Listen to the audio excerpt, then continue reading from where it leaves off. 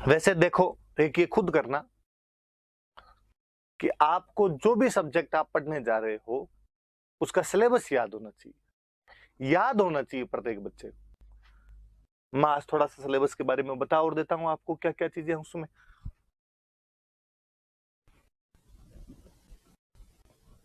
Prelims का syllabus लिखा हुआ है। पहली लाइन देखो लिखी हुई है कि राजस्थान के इतिहास की महत्वपूर्ण ऐतिहासिक घटनाएं, major landmarks in the history of Rajasthan. अब ये कह के उसने सब कुछ कह दिया, आगे वो नहीं लिखता ना तो भी उसको कोई आवश्यकता नहीं थी। अब राजस्थान की हिस्ट्री में मेन लैंडमार्क जो भी हुए हैं वो सब पूछे जाएंगे, पर उसने एक चीज दी है मेजर महत्वपूर्ण। अक्सर क्या करता है स्टूडेंट, जब कंपटीशन की तैयारी करने लगता है तो राजस्थान जीके तो पक्का पढ़ता ही है, और राजस्थान जीके को पढ़ने के क्रम में वो भगवान जाने क्या क्या पढ़ जाता है। राजस्थान में गहरा गड्ढा कौन सा है, राजस्थान में ऊंचा टिब्बा कौन सा है। सिलेबस कह रहा है कि बुंगड़ ये नहीं पढ़ने, सिलेबस कह रहा है कि मेजर लैंडमार्क्स पढ़ने, महत्वपूर्ण ऐतिहासिक घटनाएं पढ़नी। महत्वपूर्ण कौन सी है वो मैं बता दूंगा, वो जैसे जैसे चलेगी साथ में तब मैं बताता रहूंगा कि ये काम की है अपने और ये अपने काम की नहीं। पर प्लीज आप वो थोड़ा सा जो एक अपना तरीका होता है कि हर कुछ भी रट्टा मारना शुरू कर देते हैं, धूल में लठ मारने शुरू कर देते हैं, उस प्रवृत्ति से थोड़ा सा बचा जाए। इतनी भी एक्सेसिव फैक्ट याद नहीं हो जाने चाहिए कि जिस दिन एग्जाम देने जाएं उस दिन समझ में नहीं आए कि क्या याद करके जाए इनमें से, क्या छोड़ के जाए इनमें से। चीजें सार गर्भित होनी चाहिए, कॉन्टेक्स्ट में होनी चाहिए कि जितने अपने काम की है उतनी पढ़ लेंगे, बाकी वाली चीजें अपने छोड़ देंगे। तो इस बात पे ध्यान देना आप। फिर वापस लिखा है इसने, लिखा प्रमुख राजवंश। अब राजस्थान में तो राजवंशी थे भाई, राजस्थान का तो अपना राजस्थान नाम ही इसीलिए पड़ा हुआ है क्योंकि यहाँ पे राजपूत राजवंशों का अधिकार हुआ करता था। अब वो राजवंश कौन कौन से, खूब सारे राजवंश है। जैसे हम पढ़ेंगे गुहिल, राठौड़, चौहान, कछवाहा,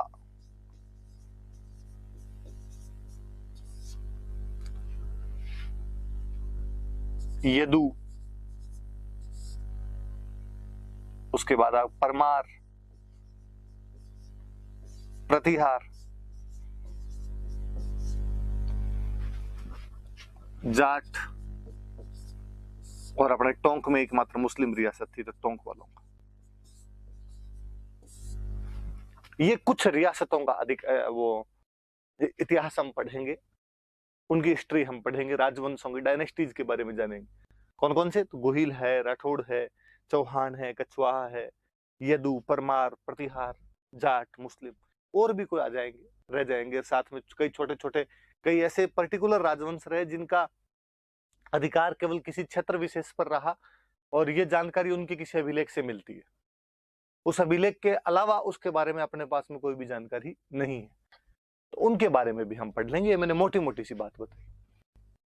आगे बात लिखी हुई है उनकी प्रशासनिक व्यवस्था, एडमिनिस्ट्रेटिव,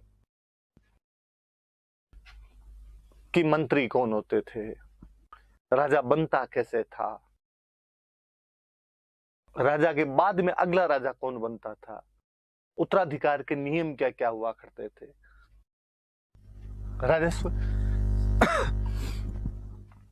टैक्स कौन कौन से लिया करते थे, उनकी रेट क्या क्या हुआ करती थी, टैक्स लेने वाले कर्मचारी कौन कौन हुआ करते थे, कौन सी फसल पर कितने प्रकार के टैक्स लगाए जाते थे,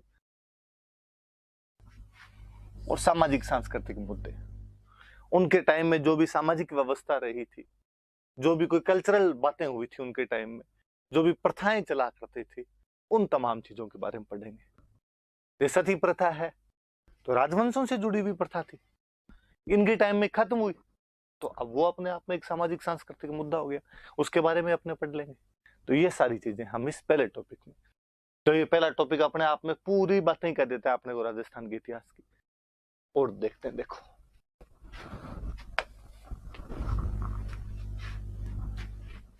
पहले में तो उसने हिस्ट्री लिख दी, पूरी हिस्ट्री लिखी है।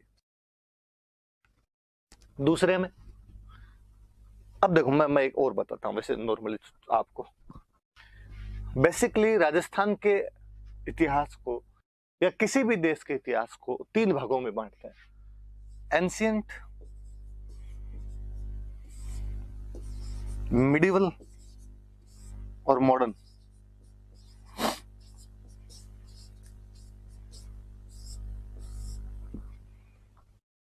पुराना इतिहास अपना जो भी है उसे हम प्राचीन काल कहते हैं। पुराने की क्या डेफिनेशन? तो हम कहते हैं एक तो वो जिनके बारे में हमारे पास में रिटन एविडेंस नहीं है। पाषाण काल का मनुष्य क्या करता था, क्या नहीं करता था, हम उसके बारे में ज्यादा बातें नहीं जानते, लिखित साक्ष्य अपने पास में नहीं है। वहां से शुरू कर लो। तो वहां से जब अपने शुरू करते हैं तो पाषाण काल, पूरा पाषाण काल, मध्य पाषाण काल, फिर जब मनुष्य ने थोड़ा सभ्य तरीके से रहना शुरू किया, जब सभ्यता का विकास हुआ, हम पढ़ते हैं कोई कालीबंगा, आहड़, बेराट, इन सभ्यताओं के बारे में पढ़ते हैं। आगे धीरे धीरे साम्राज्यों का विकास होना शुरू हुआ, तो कोई मौर्य साम्राज्य, गुप्त साम्राज्य, शक, कुषाण, हूण, इन सब के बारे में तो हम पढ़ते हैं प्राचीन काल।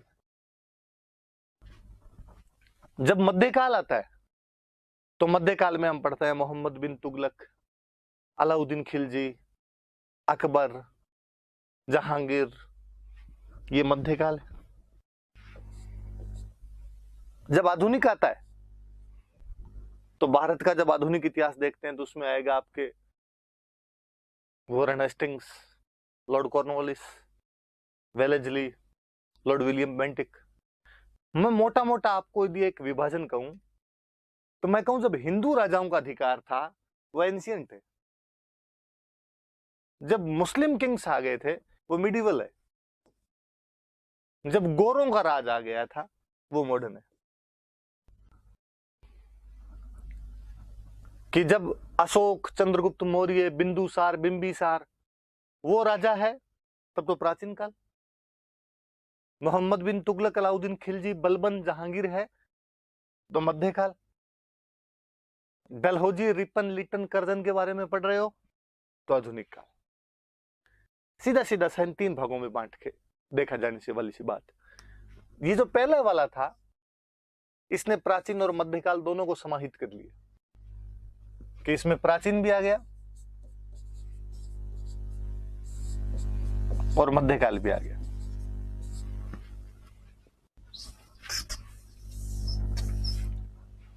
दूसरा, स्वतंत्रता आंदोलन, जन जागरण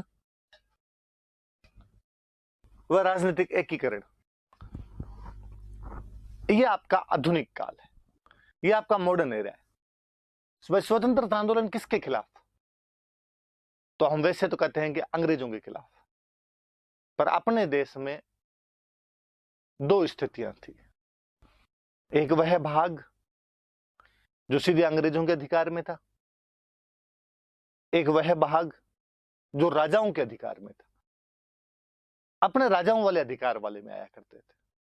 अपने पे अंग्रेजों का सीधा राज नहीं था, बल्कि राजाओं ने अंग्रेजों के साथ में संधियां कर रखी थी।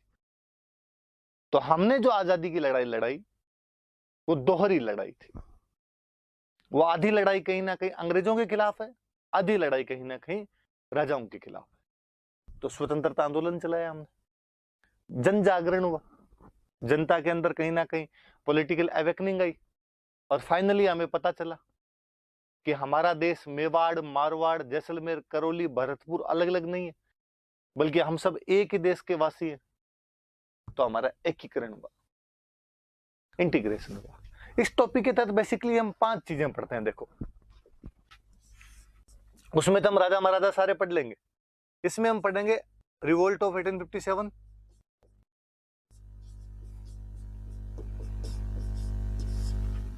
इसमें हम देखेंगे पीजेंट मूवमेंट,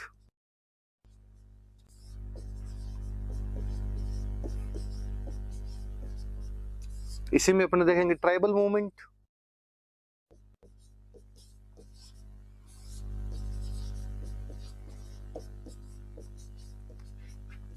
इसी में देखेंगे जनता का आंदोलन,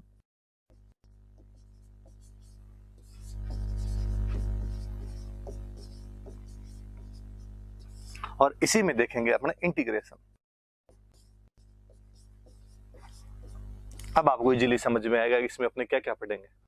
1857 की क्रांति, किसान आंदोलन, जनजातीय आंदोलन, प्रजामंडल आंदोलन और एकीकरण, ये वाले टॉपिक इस दूसरे के तहत देखेंगे। पहले वाले में अपने राजा महाराजा देखेंगे, दूसरे वाले में ये राजा महाराजाओं के खिलाफ जनता लड़ी कैसे थी उसके बारे में हम पढ़ेंगे। अंग्रेजों के खिलाफ जनता कैसे लड़ी थी उसके बारे में अपने पढ़ेंगे।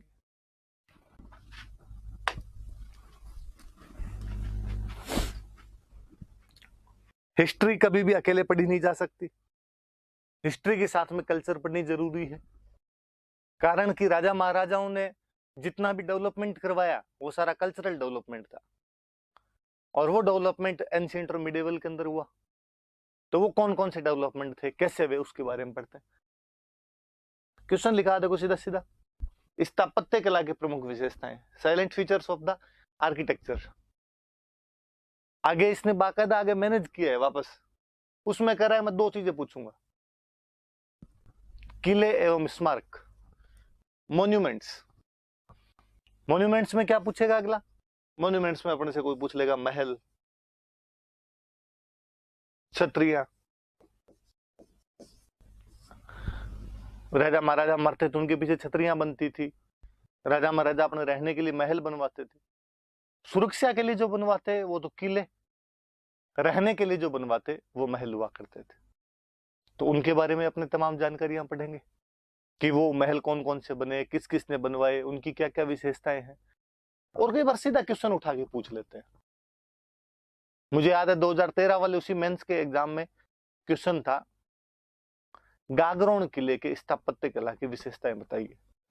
सिलेबस का पॉइंट है स्थापत्य कला की प्रमुख विशेषताएं, उसने गागरोन किले की पूछ ली, क्योंकि उससे थोड़े दिन पहले गागरोन किला तथा राजस्थान के 5 अन्य किलों को यूनेस्को की विश्व विरासत सूची में शामिल किया गया था। तो करंट का वो वैसे ही हो रखा था, हिस्ट्री से अगले ने जोड़ दिया, सिलेबस का सीधा सीधा पॉइंट था, उन्होंने उठा के पूछ ली। इसलिए भी सिलेबस के पॉइंट पिन पॉइंट दिमाग में रहने चाहिए, ताकि अपने दिमाग में रहे कि वो क्वेश्चन कहां से उठा सकता है और किस प्रकार का क्वेश्चन उठा सकता है। आगे देखते हैं। आगे अगले इनका कलाएं, चित्रकलाएं और हस्तशिल्प। अब कला खूब प्रकार की, किसी प्रकार की कला पूछ सकती है, पर उसने फिर भी इसने वैसे इसने अलग से करना चाहिए था, इसको इसने किया नहीं। बाकी इसके कहने का मतलब है कि कला में वो चित्रकला और हैंडीक्राफ्ट आपसे पूछेगा। बाकी कला और कौन सी हो सकती है, तो बाकी मूर्ति कला हो सकती है, स्कल्पचर के बारे में, या अपने राजस्थान में गाँव में जो लोक कला होती है, कि कोई मांडने हैं, कोई थापे बनाने हैं, उसके बारे में वो आपसे पूछ सकता है। पर बड़े तौर पर वो चित्रकला और हस्तशिल्प से क्वेश्चन पूछता है आपसे। और चित्रकला का क्वेश्चन तो मैं आरएस में हर बार देखता हूँ, बोले या तो प्री में पूछ लेता है या मेंस में पूछ लेता है, पर अच्छे क्वेश्चन पूछता है यहाँ से। अगले ने कहा कि राजस्थान के साहित्य की महत्वपूर्ण कृतियां। ये वाला जो टॉपिक है ना, राजस्थान के साहित्य की महत्वपूर्ण कृतियां, ये अपने जब ये पहला पढ़ेंगे तब खूब सारी काम आएगी, क्योंकि राजा महाराजाओं के दरबार में खूब सारे राइटर्स हुआ करते थे और वो खूब सारी बुक्स लिखा करते थे। तो ये वाला टॉपिक वहां पर अपने काम आ जाएगा। वहां पर जितनी बुक्स होगी उतनी पढ़ लेंगे, फिर जो बच जाएगी वो इसमें पढ़ लेंगे अपने। एक लिखा हुआ क्षत्रिय बोलियां कि मारवाड़ी, ढूंढाड़ी, हाड़ोती, मेवाड़ी, मेवाती, वागड़ी, ये जो अलग अलग बोलियां बोली जाती है अपने, इनके बारे में हम पढ़ेंगे। इनमें कौन कौन सी रचनाएं लिखी गई, इन बोलियों में क्या अंतर है। तो प्री में क्वेश्चन आए तो कैसा आएगा, मेंस में क्वेश्चन आए तो कैसा आएगा, वो तमाम बातें हम देखेंगे।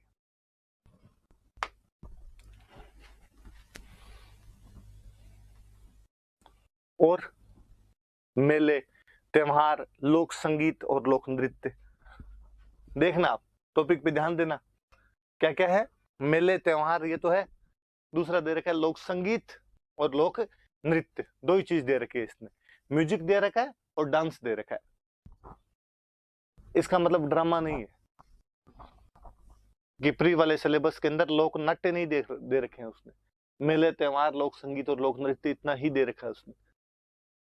अगला दे दिया राजस्थान की संस्कृति परंपरा और विरासत। अब इसमें उसने गाड़मेड़ सारा ही कर दिया।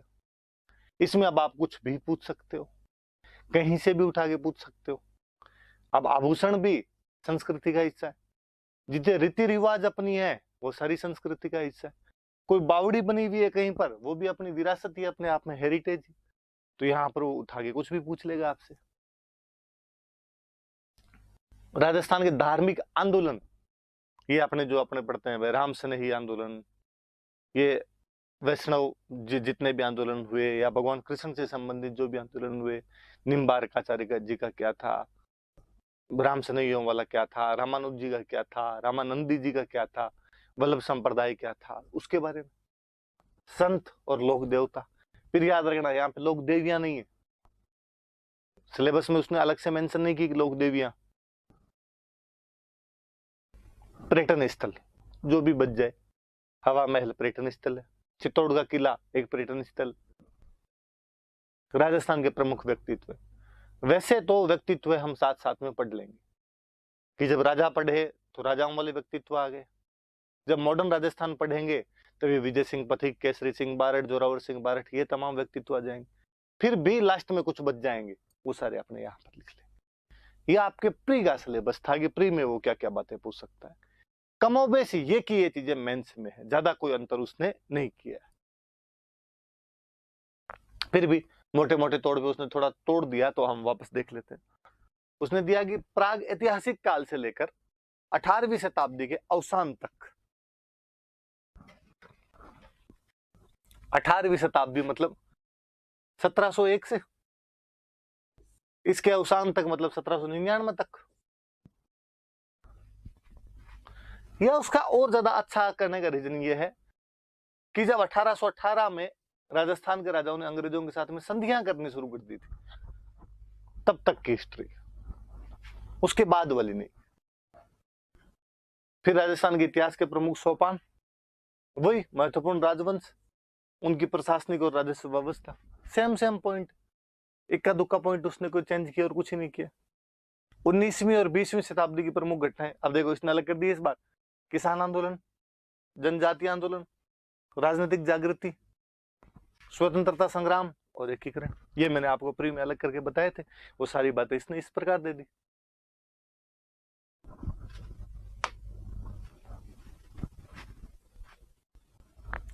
राजस्थान की हेरिटेज वापस हुई, प्रदर्शन और ललित कला, ये सारे आपके लोकगीत, लोक नृत्य, लोक नाट्य, वाद्य यंत्र, ये सारे के सारे आपके परफॉर्मिंग और फाइन आर्ट्स के अंदर आएंगे।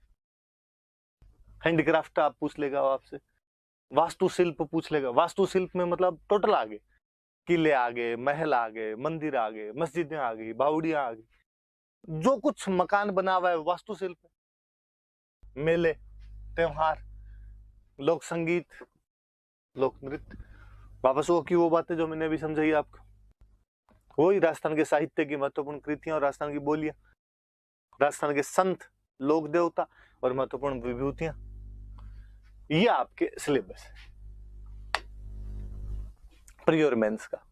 मोटी मोटी मैंने बात बता दी कि कौन सी टॉपिक छोड़ने वाले से हैं, कि ये थोड़े से नहीं पूछे जाते हैं, बाकी वाली चीजें मैंने आपको बता दी कि इसमें क्या पूछे जाने लायक है। जो भी इंपॉर्टेंट चीजें होगी वो तमाम अपने साथ में बातें करते चलेंगे, वो पढ़ते चले।